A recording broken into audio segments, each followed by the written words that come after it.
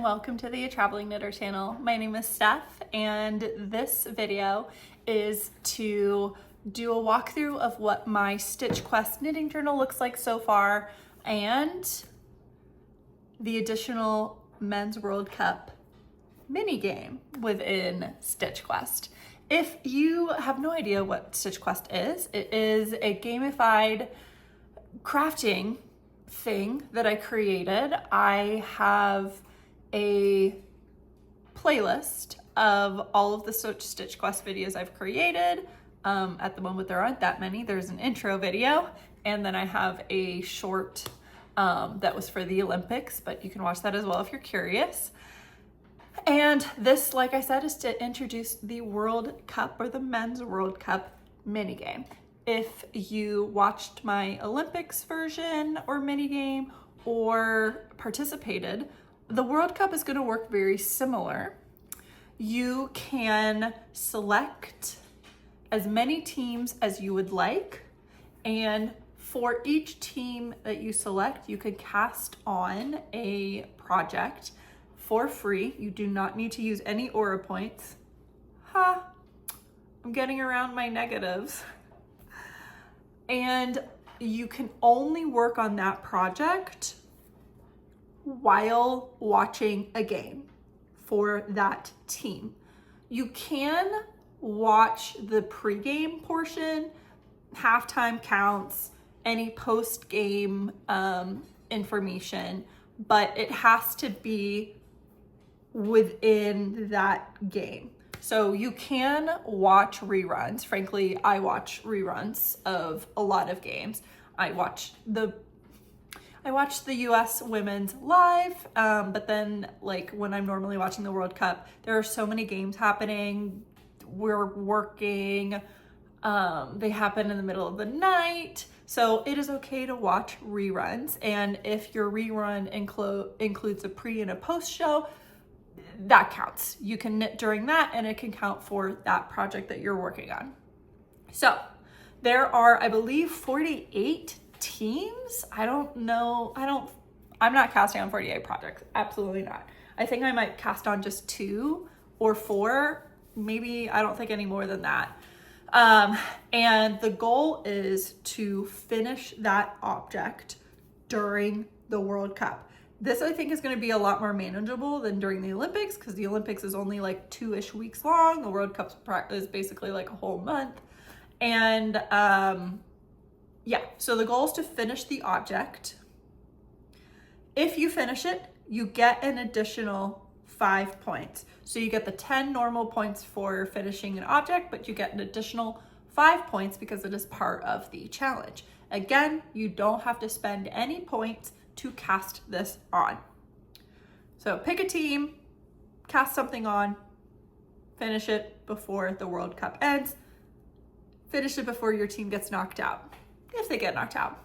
And then alternatively, you can cast on a project that is your World Cup project, and you can work on that with any World Cup game, any World Cup coverage, and the goal is still to finish that item before the World Cup ends. So 2 kind of different ways to play it. One's a little bit more challenging. The other one's a bit, any World Cup thing works. But if you like, working on a bunch of different things, you have both options. Me personally, I will cast something on for the US men's. I doubt I will finish it unless it's like a shawlette or something, because I don't think the US is going to go very far. And then I'm going to probably pick another team. I don't know. That is my timer for dinner. My cat's got dinner. I got dinner. I'm not sure yet what team I'm going to pick, but I do plan to have a bracket and put a bracket in my journal and all of that. So that is the update for StitchQuest. I hope you participate, or if not, I hope you enjoy the World Cup, as I will be trying to enjoy it and getting even more excited for the Women's World Cup next year. So now I'm gonna just do a quick walkthrough or flip through of my craft journal so that you can see what I've been up to with my StitchQuest and maybe inspire you to have your own crafting journal. And yeah, so we'll do that right now. So as a recap, Edifix just sat down over there. This is StitchQuest, my intro page. I have my goals. I unfortunately have failed goal 1. I am in an overdraft currently, and I have set, I will have to add, if this happens, I cannot cast anything new on. Goal 2 was to finish or frog all projects that have been started before 2025. I'll be honest, I have not made a dent on this other than my brioche adventures. Goal 3 was to create 6 garments for myself. I have not finished any garments this year, and it is June, but I am well on my way on my September sweater, and I've made a little bit of progress on my Sunset Highway. And then my 4th goal was to ascend to the intermediate level. Yeah, refer to goal 1. I am in the negative, so this isn't current, but I did make it. Here is what the first month looked like. This is January, and I kind of just created a bit of a collage, and that's what most of these pages look like. The Olympics were happening in February, so I did a mini game for the Olympics, counted my points. I was cheering on Canada because I was very obsessed with Heated Rivalry. So still really enjoy Heated Rivalry, but I don't think about it every day. So anyway, I have added pictures throughout. So, and these pictures, they're just printed on normal paper. So they are a bit darker. I think I would need to I should lighten these up, but I don't know. I'm not sure how to do that very easily and do it with a bunch of pictures at once. But I have a little bit of comments. I've got just dates on when I did certain things. Then I have a final tally of my total points, as well as how many that I cast on and off, and any purchases I did. And then I stuck the ball band for a sweater that I completed for my friend. March has a fun collage of photos, and I added some cute random paraphernalia. I have some cute cat stickers, a lot of points and things that I was doing. I have a ball band for this garment that I then actually frog to the next month, unfortunately. But here's my end of month stats. So I was up to 48 points here. I did purchase 2 things, which were 2 patterns. This Tombow tee was what I had cast on, and it just was not working. Not the pattern, but taking the minis and what is that? Blending them into each other. And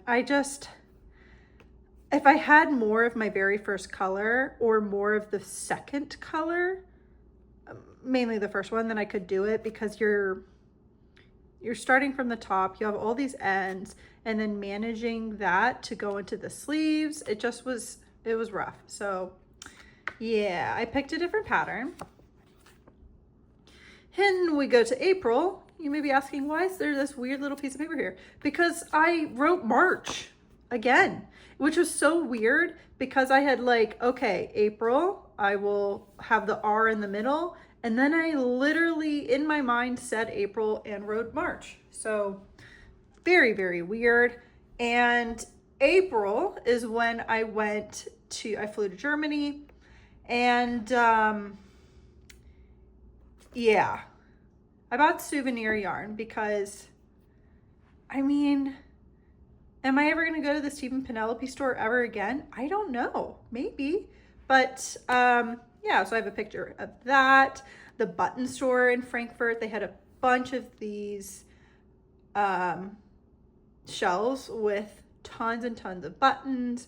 I cast on and finished my bralette, and here is what my Tombow tee looked like before I frogged it. And then I just have some beautiful pictures of flowers. These two are from Amsterdam. This one is from Home Depot, but I just loved it so much. I bought these and they have since died in my pot. The flowers all around them survived, but these didn't. I think they need more water. And I had a really nice finished object photo of this shawl that I finished a couple years ago, but I had started many, many years ago. Then I have, of course, pictures of my brioche adventure shawl that I've been working on. And there's Little Edifix and soccer. And I just titled it Cats and Soccer. I really like how this page turned out. I wanted some flowers, and I used watercolor in the background so you can kind of see the pages, and I really like that, and it turned out really nice. Then we have May, where I was still in Germany. So here are some pictures of my popple scarf. I left a blank spot right here because I need to take a finished object photo, and I'm going to put that there. And then I have some cozy knitting. This picture turned out really dark, but I'm holding my sock while listening to the Calcifer ambiance fire.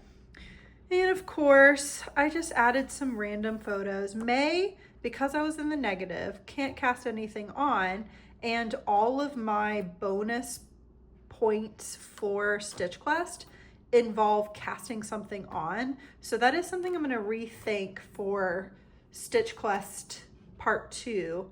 Not to have as many challenges that involve casting something on. But anyway, so I'm at 15 because I did finish the popple scarf. So I just need to finish 2 more things, and then I'll be back in the positive. While I was in Germany, Spirit Airlines shut down, and I saw this lonely Spirit plane in the Charlotte airport. So I took a picture of it because I thought it was sad and funny. And of course, more yarn thievery by Astrid. And look at this with this little cat and this puffball. So cute. So of course I'd take that. And then just here's more photos of me working on my Shibui mix scarf. Outside, inside, and of course the cats are never far behind. And then we get to June, which just has June. So that is so far what StitchQuest looks like.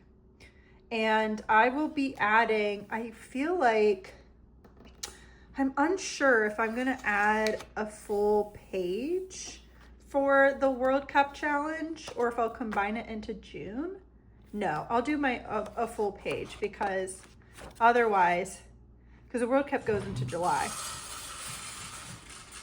And that is the food for the cats. So I'm gonna add a World Cup challenge page and probably put brackets and list out the projects that I will be attempting to complete for the various teams that I will be watching and all of that. So that is what my StitchQuest craft journal looks like so far. So I hope that was inspiring. I hope that gets you maybe excited to do your own crafting journal or any sort of journal. I do have a reading journal as well. I hope you join me for StitchQuest and enjoy watching the World Cup. Thank you for watching this video. If you liked it, please give it a thumbs up. Leave me a comment if you're going to join. Who are you cheering on for? Or if you're not going to join, who are you cheering for? Who are your teams? And I will see you in my next video. Bye.